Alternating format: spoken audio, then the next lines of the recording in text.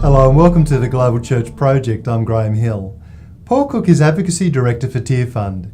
He's keen to see the church engage fully in the areas of advocacy, justice, faith, the environment, politics and economics. Paul oversees Tearfund's policy research, lobbying and campaign strategy unit. He also serves on the board of several charity coalitions including Micah Challenge International. Paul was appointed Head of Public Policy at Tearfund in 2005 to deliver successful advocacy initiatives with and on behalf of poor communities around the world. Paul Cook, welcome to Being Missional.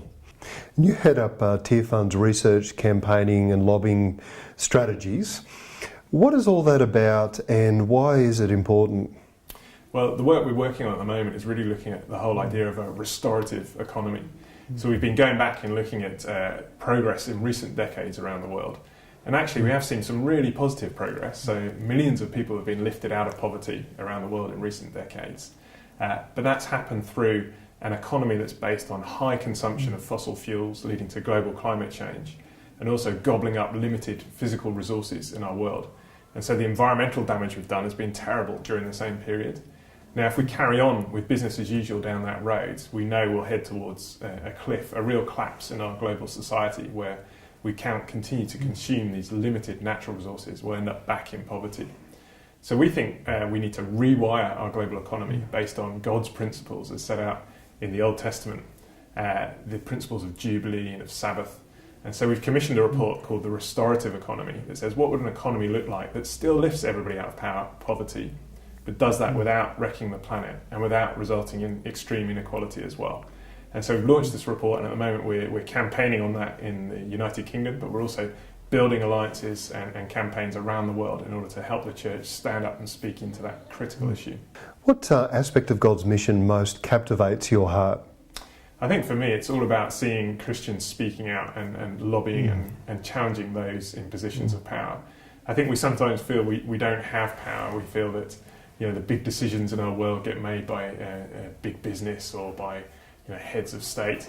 But the reality is for most of us, we live in nations where actually who do big business listen to? They listen to their customers, and that's you and me. And who do our governments listen to? They listen to their voters, and that's you and me. And if we look at all the great changes of the past, whether it's the ending of the slave trade or in the UK we no longer send children down the mines at the age of 9 or to Australia. Or Australia, indeed. Or equal rights for men and women or improved rights for minorities. All of those changes began at the grassroots with Christians and others speaking out and leading to change. And then governments and business followed after that. So we really feel that we have more power than we sometimes think. And that's what I love, is seeing Christians believe that, understand that, and then begin to speak out and make a change in our world. What's your greatest joy in this work and also your greatest heartache?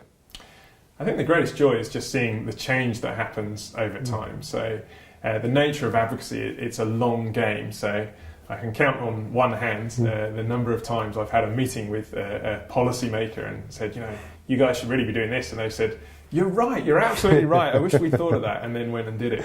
That never happens. But what does happen is over time, repeating the same messages, putting out the same arguments and winning people around, you begin to see change. So it's like the picture of the water that drip, drip, drip slowly wears away the rock. Over time we see huge change. So looking back, I always encourage us to look back and remember where we were 10 years ago or 5 years ago compared to where we are now, and then imagine where we may be in 5 or 10 years' time. And when you look back, you can see how far we've come and how far we can still go. So I guess that is both the greatest joy and the greatest challenge. It can be hard work, it can be frustrating, you have to persevere.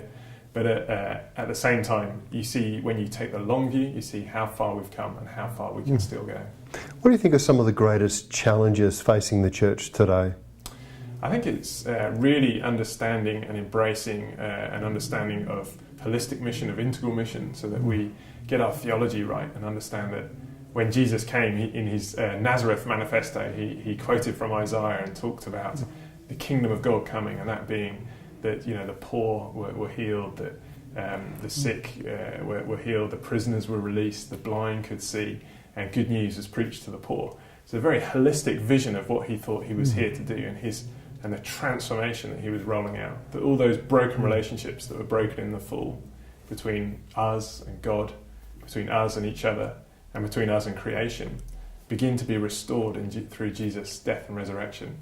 And he begins that ministry of rolling out the kingdom of God that's here but not fully here yet. And we as his followers get to inherit that mission and continue that mission in our day, how we take that holistic gospel into our world.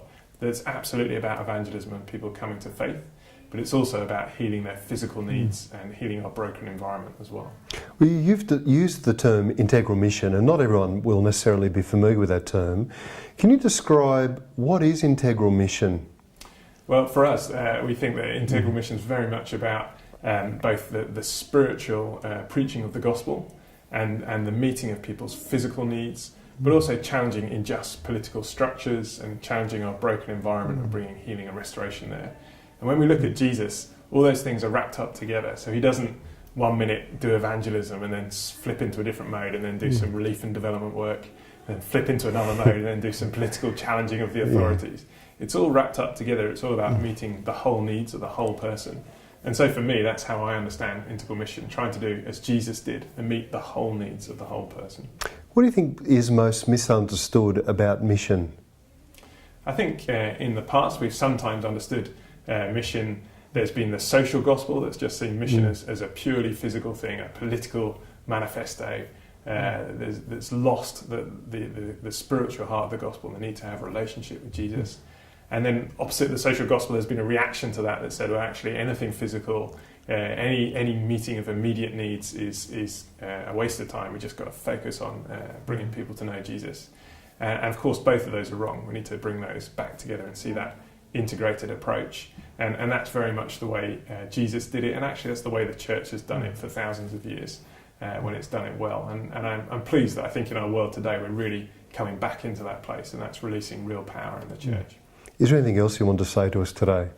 I think just to encourage us that the church has got to speak into these issues of our day. So whether it's poverty or the environmental crisis or injustice or conflict, if Christians sit out those debates, if Christians stay silent in that, then what kind of witness is that sending to our world, that we are irrelevant, that we have nothing to say to the big problems of our day? And actually, if we read our Bible, there's so much there. God has so much to say into that. So I'd really encourage us to kind of go back to that and to find our voice and speak that stuff out, because it will really lead to real change in our life and make a difference for millions of people. And it will also be an incredible witness to our living God and the faith we have. Paul Cook, thank you for joining us at Being Missional. Thank you very much. The Global Church Project is located at www.theglobalchurchproject.com. On our website, you'll find a wide range of interviews and resources for colleges, universities and churches. I look forward to your company next time. From me, goodbye.